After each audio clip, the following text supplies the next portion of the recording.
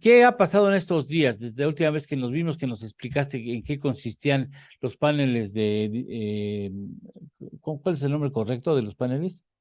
Panel de solución de controversias. Ahora, antes tenemos un periodo de 75 días, ¿era, era así? Es correcto, en efecto. Una vez Ah, que Estados Unidos presenta su solicitud de consultas, sí. se abre un periodo de 75 días para que a nivel técnico y después a nivel ministerial se dialogue, se trate de llegar a una solución para no tener que irse a un panel. ¿Cómo está estructurado el capítulo 31 de solución de controversias del TEMEC? Básicamente lo que intenta hacer el sistema es privilegiar en todo momento el diálogo, tratar de agotar todas las instancias de diálogo antes de llegar a la conformación del panel. Es por ello que ya al interior de la Comisión de Libre Comercio, que es la máxima instancia de ministros que encabezan el TEMEC, se ha discutido este tema, ya en diversas ocasiones han habido reuniones técnicas previo a este momento de las consultas, pero Estados Unidos llegó a la conclusión de que no se iba a solucionar el tema a menos de que tomaran este paso de solicitar las consultas. ¿Qué tiene que suceder? De entrada, se tienen 30 días a partir del momento en que Estados Unidos presenta la solicitud de consultas para que las consultas se lleven a cabo. Por lo tanto, ya debemos estar, digamos, en cuestión de una semana, 10 días, teniendo información de cuándo van a llevarse a cabo las consultas. Una vez que se lleven a cabo, no existe un formato predeterminado, puede darse en cualquier momento dentro de estos 75 días. Si al término de ese periodo no se ha llegado a una solución, Estados Unidos tiene la posibilidad, más no la obligación, de solicitar la conformación del panel. Es decir, no están obligados en el día 76, que es a principios de octubre, a ya solicitar el panel, pero lo podrían hacer. Es decir, el diálogo podría continuar si la estrategia de Estados Unidos así lo establece. Pero entonces, estos días, digamos, son críticos porque la Secretaría de Economía seguramente está analizando el tema junto con las demás áreas del gabinete del presidente López Obrador para analizar cuáles son los puntos que está poniendo sobre la mesa Estados Unidos, qué posibles soluciones podría haber y en qué temas no estaría dispuesto el gobierno de México a moverse. Entonces, estamos en ese periodo, digamos, de análisis previo a que se lleven a cabo las consultas. ¿Está Canadá sentado con nosotros y Estados Unidos?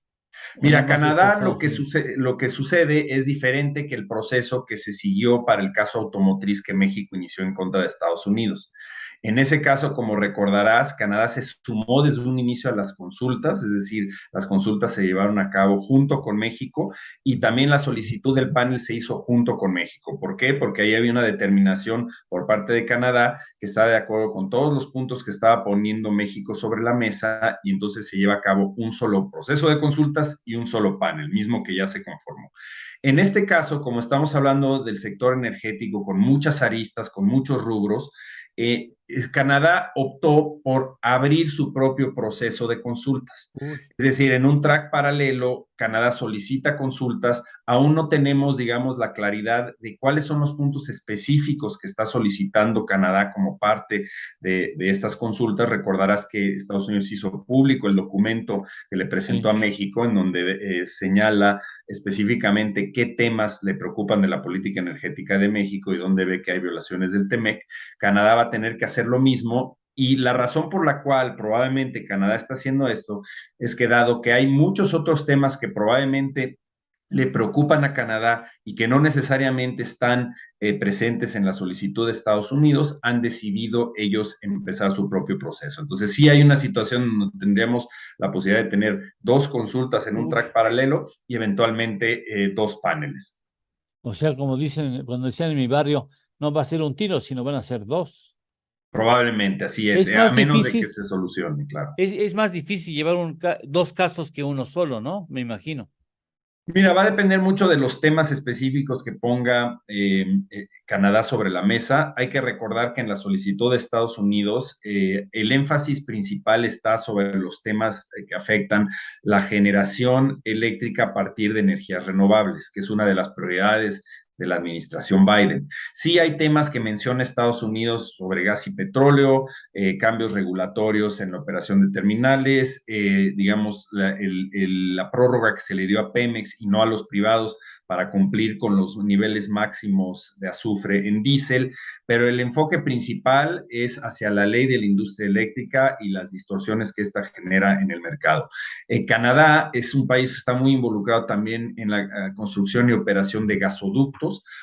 Hubo de hecho un diferendo a principios de la administración del presidente López Obrador al Sí. respecto, que no llegó a nivel de consultas, pero sabemos que hay rubros en gas y petróleo donde está muy involucrado Canadá y donde podrían ellos posiblemente poner cuestiones adicionales a las que Estados Unidos puso sobre la mesa cuando inicien su propio proceso de consultas. En estas charlas iniciales, en estos encuentros iniciales con el propósito de llegar a algún posible acuerdo, ¿se ven físicamente o se puede hacer el asunto remoto? Sí, es lo que te mencionaba en términos del formato. De hecho, en parte de la discusión en el caso automotriz, por ejemplo, se llevó a cabo de manera virtual. Hay la posibilidad de que sea a través de videoconferencias. Ya, Por lo general, siempre en este tipo de cuestiones se llevan a cabo de manera presencial, pero no te impide, digamos, el mecanismo ya. que lo lleves a cabo por vía, digamos, de videollamada, intercambio de correos, pero por lo general es presencial este tipo digamos, de encuentros. ¿Te acuerdas cuando llegaron a este punto, a crear este punto de solución de controversias, cuando estaban ustedes con los canadienses y los norteamericanos? ¿Hubo algún desacuerdo en este sentido? ¿O todo el mundo, sí, sí, está bien, está bien? O sea, los equipos de negociación llegaron a un acuerdo, digamos, unánime. ¿Fue fácil llegar a esta estructura de los mecanismos para solucionar las controversias? No, de hecho fue un proceso complicado porque Ah, la sí. administración Trump llegaba a la mesa con la visión, Uh, uno, que el Telecán había perjudicado a la economía de Estados Unidos, a pesar de que no había ninguna evidencia al respecto. Y dos, argumentando este concepto de América primero o America First. La sí. visión de la administración Trump era de eliminar los procesos, los mecanismos de solución de controversias del tratado y dejar que únicamente las cortes domésticas fueran las que decidieran estos temas. Obviamente eso hubiera generado muchísima incertidumbre jurídica para todos los participantes del tratado y sobre todo le habría dado, digamos, demasiado poder político a Estados Unidos para poder presionar y resolver cuestiones relativas a solución de controversias, digamos, no en un marco de paneles imparciales, ¿no? Sino a través simplemente de la insistencia y del poder político. Entonces, ¿qué es lo que México y Canadá hicimos? Fue insistir en la importancia de tener un mecanismo de solución de controversias. Tuvimos afortunadamente el apoyo de los sectores privados, no solo de México y de Canadá, sino también de Estados Unidos, que le veían una ventaja importante a tener un Sí. mecanismo de solución de controversias, y al final de cuentas se logró mantener el mecanismo de solución de controversias e inclusive mejorar el sistema para la selección de panelistas. Recordarás que bajo Telecán el país demandado a menudo arrastraba los pies, no daba su visto bueno para la selección de panelistas y como no había una lista de panelistas preestablecido, el proceso podía extenderse de manera indefinida, ¿no? Hacia el Sí. infinito. Entonces, ¿qué sucedía? Teníamos que llevar muchas de esas controversias, en lugar de tratarlas en Telecan, teníamos que llevarlas a la Organización Mundial del Uf. Comercio. Eso en los primeros casos que hemos visto en Temec no ha sucedido, dado que ya tenemos una lista de panelistas preaprobada, se trabaja con base en esa lista y los paneles que se han formado hasta el momento se han formado, si no exactamente en los tiempos que plasma el tratado, por lo menos sí de una manera bastante más expedita que anteriormente. Entonces el sistema se ha inclusive mejorado. O sea, nosotros iremos al panel. En el panel donde vamos a vernos las caras para tratar de solucionar las cosas, ya están consideradas las personas que pudieran integrar ese panel. Todavía no están seleccionados los panelistas. La secuencia es, primero tienes el proceso de consultas. Si Estados Unidos o en su caso Canadá no están satisfechos con su propio proceso de consultas, que se haya llegado a una solución, se puede solicitar el panel y en ese momento, derivado de las listas que hay de panelistas, son 3 listas, una de Canadá, una de México y una de Estados Unidos, conformada con 10 personas, expertos en comercio internacional, abogados prácticamente todos ellos. A partir de ahí se seleccionan los panelistas, eso puede tomar entre 1 y 2 meses, y una vez que ya estén seleccionados los panelistas, entra en vigor el panel que puede arrojar una decisión en aproximadamente 6 meses, puede tardarse más. Podríamos tener eventualmente, si no se soluciona a nivel de consulta, se conforma el panel, podríamos tener una solución para el próximo verano o principios del otoño de 2023. Y después transcurre otro tiempo. Bueno, básicamente, digamos, si no se resolviera a nivel de consultas, Sí. se conformaría el panel más o menos entre octubre y diciembre de este año. Ya para principios del 2023 iniciarían los trabajos del panel que involucra llevar a cabo audiencias, darle derecho de presentar sus argumentos a las dos partes. Los panelistas pueden solicitar la participación de expertos independientes en algunos de los temas. Puede ser el caso por la complejidad del sector energético y Ajá. su fallo finalmente se daría más o menos, como te digo, hacia finales del verano, principios del otoño. Normalmente debería ser hacia mayo o junio, pero pues lo que hemos visto en otros paneles del TEMEC es que puede haber retrasos.